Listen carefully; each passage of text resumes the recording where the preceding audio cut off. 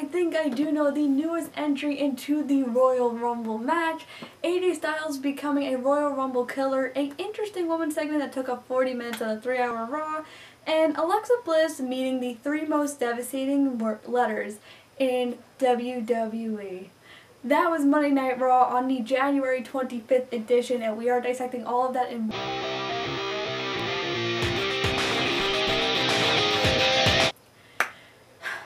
5th week in a row, 5th bad Raw. It's hard to believe that SmackDown and Raw are written by the same people. Now, I have to admit, compared to other weeks, this was okay. You know, Morrison, Sheamus, and Miz, they had a pretty good match, so I guess we'll start there. But everything else, oof. So, Sheamus versus Morrison took place, and this was actually the only solid wrestling match that took place tonight, or last night, or whenever, depending on when you're watching this. And it then, like, this was a good match, good back and forth. It went for maybe like 15 minutes. Then Miz was like, well, in the Royal Rumble match, you always have to have your head on a swivel, so we're gonna have a 2-on-1 handicap match. And it was really good. Sheamus came in and was super strong. Hey, Morrison with the bro kick. Miz came from behind, skull crushing finale, and got the 1, 2, 3. So I'm very intrigued to see maybe if Miz is going to cash in at Rumble, because he hinted at it last week. He hinted at it tonight. So I don't know. This is like a Friday thing. If you want to tune into that video on Friday, I bring back another special guest to do predictions with me. But I guess we'll see. Like I said, I'm not too excited about Drew and Goldberg. That's how Raw started. Drew was saying how great it is to be back. He's dedicating this match to all the people who wished him good wishes because he did have COVID. And also, WWE lied because WWE was like, oh, Drew didn't have symptoms. And Drew basically came out there and was like, yeah, I had symptoms. I was fatigued and I lost my sense of smell. So thanks, WWE. And then Goldberg was like, he said 5 words. This Sunday, it was like something along like, this Sunday, you're next.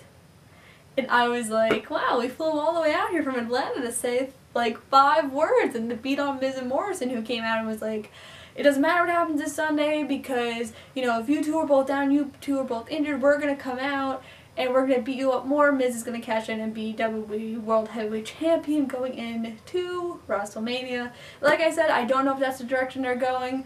I just hope Miz doesn't repeat what Rollins did and cashes in at Mania. I think it would be an interesting twist if he catches in, but I don't know. There's a long ways to go to the Royal Rumble. And also, by the way, I'm going to rant about this. If Backstage is really going to announce the entrance 1 and 2 for the women's and number 30 for the men's, I'm going to be so mad because literally, I kid you not, the Royal Rumble is all about suspense and like unpredictability, and now you're giving me like 3 entries. Like, I had already said for weeks that I want Rollins to be number 30 again, and now I know it's not going to be Rollins because they're announcing it on Saturday. Like, WWE, I hate you. Like, pointless. And I'll also say those 8K cameras that we borrowed from like Fox and NFL, those are really good. Keep using those.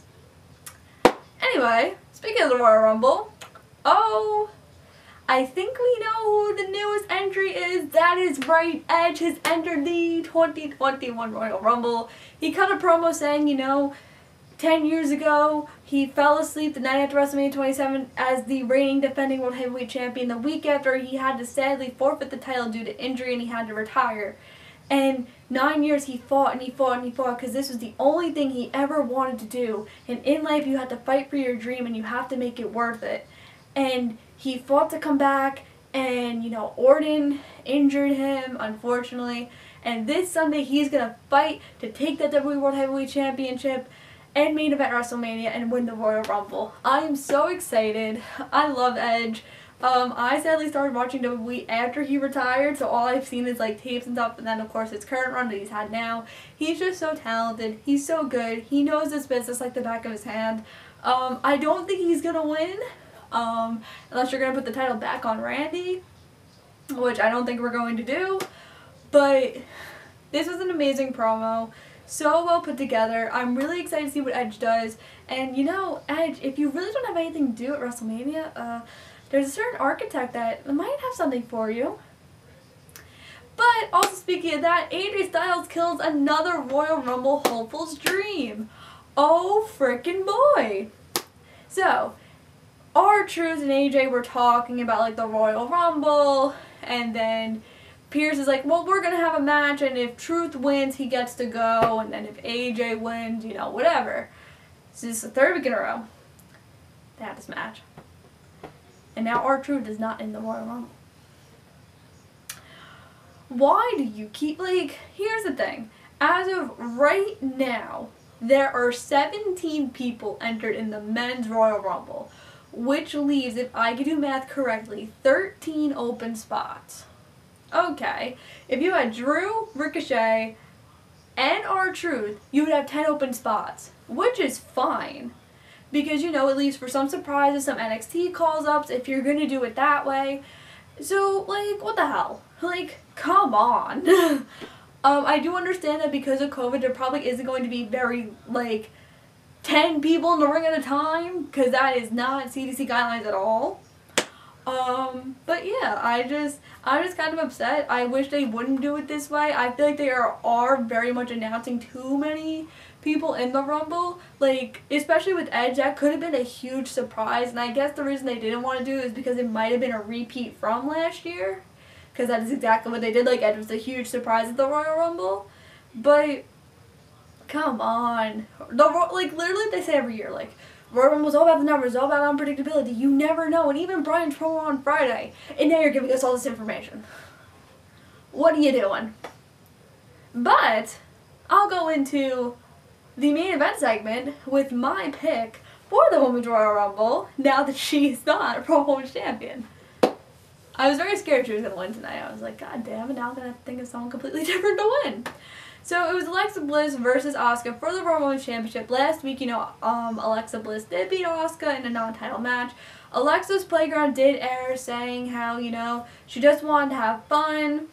But Asuka clearly didn't, making mention of how, you know, she mentioned Yowie Wowie and The Fiend. And, you know, she's not allowed to say those things. Saying that tonight she has the opportunity to win a shiny new toy, meaning the Raw Women's Championship. And she's not here to play nice. She's here to win. So, I was intrigued to see where they were going with this. Because as of right now, I believe Alexa is still the #1 on the women's side for betting odds.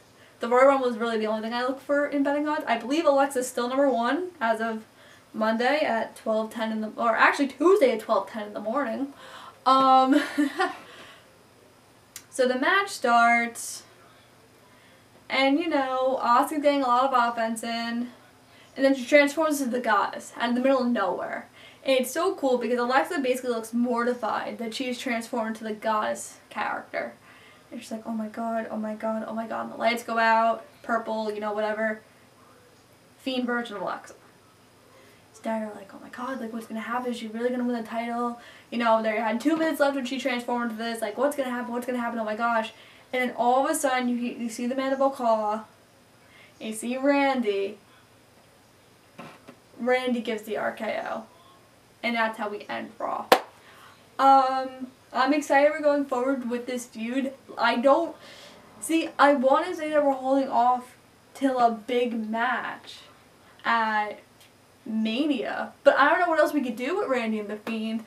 Like I said, Alexa is my pick for the Women's Royal Rumble as of right now. A lot can change between right now and Thursday when I film the video of my predictions, but I'm intrigued to see where we go from here. Maybe because we did have the intergender match on SmackDown, maybe we'll do that with Alexa and Randy. Probably not, and I'm just saying nonsense. But I like this story. I think it works. I think it's so cool that Alexa transformed. I think it would be super cool. I'm not saying that they would do this, but I think it would be super cool if maybe they pull a Mick Foley and Alexa enters the Rumble like her different characters, like the Goddess, the Alexa's Playground version, and then like the Fiend version. I think that'd be super cool. But yeah. like I said, I didn't think this episode of Raw was really good. I think it's just on the decline, and that we gotta pick it up because SmackDown's a way better show. You gotta fix something here. Bruce Pritchard, I don't know if maybe you do something different on Fridays, but you gotta bring it over to Raw. The third hour of Raw was pretty solid. That's the only hour of Raw I really enjoyed. But Raw was okay. That woman's, like, we'll talk about the women's segment quickly. Basically, it was supposed to be Shayna versus Charlotte. And then Nia came in and got Shayna DQ'd. And then Mandy and Dana came out and it became a 6-woman. And then for no reason at all, like, it was a count out. And it looked like it wasn't supposed to happen and maybe, like, Shayna, like, misjudged it. So the match restarted. And then Dana took a nasty ass bump. Like, literally, Nia had her up and slammed her and her head, like, bounced off the mat. And I was like, oh my god, like, Concussion City, like, Nia, can you please be safe with people? And, of course, Nia, Shayna, and Lacey Evans got the win. But here's my issue with this. This segment took about 40 to 45 minutes of time. And Raw almost ran late. Like, literally, as soon as Randy RKO'd Alexa, Raw ended. So, you can't do that. Like, I understand you're trying to get, like, all the women on Raw, especially because now you have this new storyline with Charlotte and Flair. Well, Charlotte and Ric Flair. I don't know what to do with that either. Like, are we now having an intergender match with Charlotte and Ric? Because that's going to be stupid. Don't want that either.